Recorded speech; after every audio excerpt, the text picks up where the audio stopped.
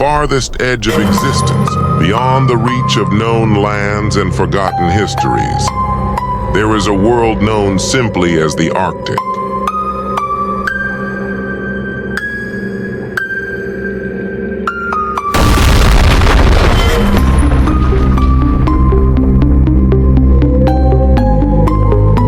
A realm shaped not by kingdoms or wars, but by time itself. Here, the cold is older than language, the silence deeper than memory, and the land does not belong to those who walk upon it. Through this endless frozen expanse flows a river unlike any other, a river the people of the Arctic do not dare to name lightly. They call it the Blue River. No map records where it begins. No story dares to describe where it ends. The river moves slowly, deliberately, as if it is not flowing through the land, but through the ages themselves. Its waters glow with a deep, ethereal blue.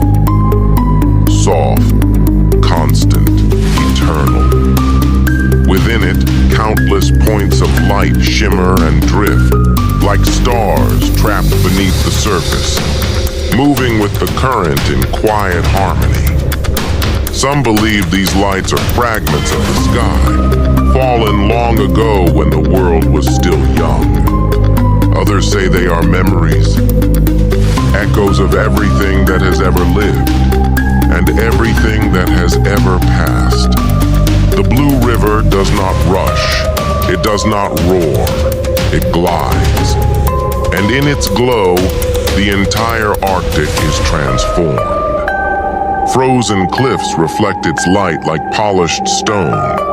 Jagged ice fields shimmer faintly in the darkness. Mountains rise in silent reverence, their peaks cutting into a sky forever painted in deep blue and silver. Above, clouds drift slowly, never hurried, never restless, as though even the sky has learned to move carefully here. There is no chaos in the Arctic, only balance. But this land is not empty. Far beneath the moonlight, beyond the edges of human sight, giants still walk. Ancient beings of ice, stone, and forgotten power, older than the first human footsteps to ever scar the snow. Their movements are slow, measured, each step heavy enough to send tremors through frozen valleys. Some giants stand motionless for days, even years, like living mountains watching over the land. Others wander endlessly, following paths no human has ever mapped. They do not speak. They do not announce themselves. Their presence is felt. In the shifting ice, in the distant echoes that roll through the valleys, in the way the Blue River's light bends subtly as they pass. The giants are not rulers, nor are they beasts. They are part of the Arctic itself, and they are not alone. In the shadows between glaciers, where the river's glow fades into darkness, strange creatures roam. Some crawl beneath the ice, their silhouettes briefly visible as shadows moving under frozen surfaces. Others glide silently through the air, their forms barely touching the moonlight before vanishing again. There are creatures with eyes that glow faintly blue, watching from afar without sound. There are shapes that move only when unseen, leaving no tracks behind. Not all of them hunt, not all of them flee, many simply exist. Remnants of an age when the Arctic was wilder still. Here, danger does not announce itself with noise, it waits. It observes, and yet, despite giants and ancient creatures, despite the cold and endless night, human life endures. Near the edge of the Blue River, a small Arctic village clings quietly to survival. built low against the wind, its structures carved from ice, stone, and bone, the village does not challenge the land. It respects it. The people here have learned one truth above all others. In the Arctic, humans are not masters. They are guests. Every path taken is remembered. Every footprint is temporary. Every mistake is unforgiving. The villagers teach their children to walk softly, to speak little, to never stare too long at the river, as if trying to understand it. For the Blue River does not reveal its secrets easily. It watches. It reflects the giants as they pass, their massive forms broken into shimmering light across its surface. It mirrors the sky, the clouds, the endless cold. And sometimes, it reflects something else. Stories are told in hushed voices within the village. Stories of hunters who followed the river too far and never returned. Of giants who stood still as statues, only to vanish overnight without a trace. Of creatures seen only once in a lifetime, their forms burned into memory forever. The elders say the river remembers all of them, that nothing truly disappears in the Arctic. It only moves beyond reach. And standing at the edge of this world, listening to the slow breath of the river, is Durath. Born into the cold, raised beneath the silent glow of the Blue River, Durath is a child of the Arctic. He grew up knowing the weight of silence, the language of wind, the meaning of restraint. To Durath, the giants are not legends. They are landmarks, warnings, reminders. The creatures of the Arctic are not monsters. They are neighbors, unpredictable, ancient, and deserving of respect. And the Blue River is not merely water. It is the spine of the world, the thread that binds ice, giant, creature, and human into a single fragile balance. As long as the river flows, the Arctic endures. As long as its blue light glows beneath the ice, this world remains untouched by the chaos beyond its borders. At the edge of everything, where the world should end but does not, beauty still survives. Silent, majestic, eternal. This is the Arctic. This is the world that shaped Duwrath. And beyond the quiet glow of the Blue River, the land waits, watching, remembering, unchanged.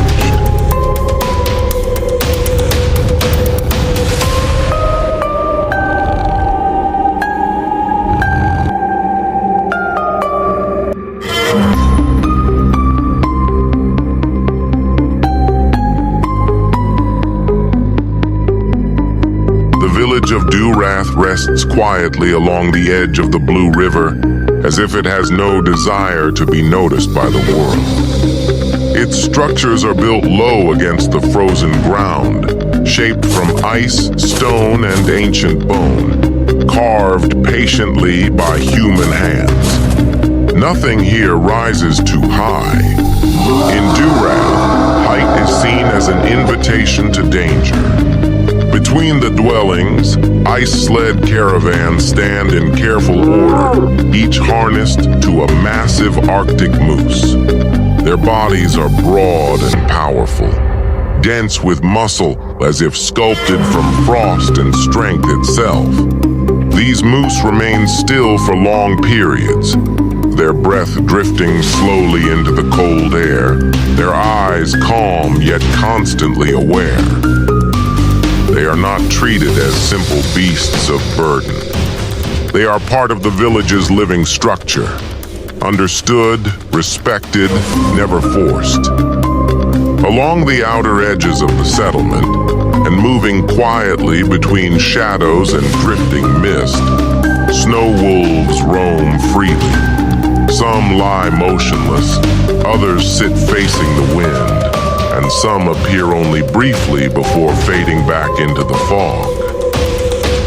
There are no fences, no restraints. Their presence is accepted like the presence of wind and snow, as companions, sentinels, and silent witnesses to human life.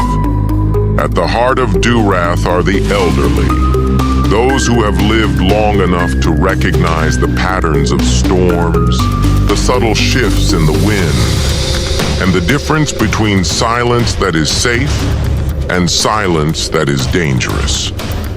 At certain hours, they gather near the Blue River, facing its blue glow as it reflects across faces shaped by time. Their stories are not told for entertainment. They are spoken slowly, often interrupted by long moments of quiet. They speak of the Arctic as it once was, and as it may become again. Of giants that sleep in places whose names are no longer spoken. Of sounds that should never be made. Of paths that exist, but must never be shared. In the village of Duwrath, everyone understands one unchanging cycle. Every 6 months, the world beyond the village begins to shift. Snow hares and seals grow into maturity. The great storm season draws closer. These things are not celebrated, only accounted for. Family leaders prepare their tools in silence, checking blades, reinforcing sled bindings, calming the moose, without ever leaving the safety of the village boundary. Preparations are done separately, in keeping with the belief that excess noise and unnecessary presence can disturb a balance that is already fragile. Durath grows within this quiet discipline. He watches how the adults move without haste, how the elderly observe more than they speak, and how the snow wolves freeze in place when the wind changes direction. The village does not fear the Arctic. It understands its limits, and as the Blue River continues to flow with its steady blue light, the village of Duwrath remains still, as though holding its breath alongside the world itself, waiting for a time that does not yet need to be named.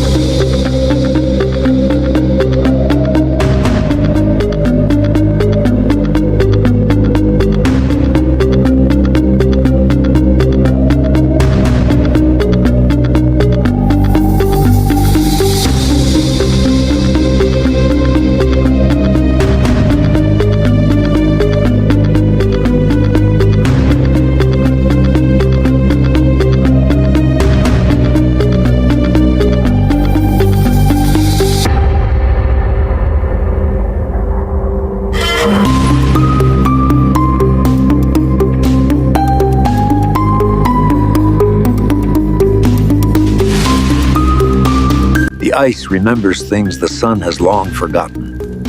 We must listen closely if we are to survive the long night ahead.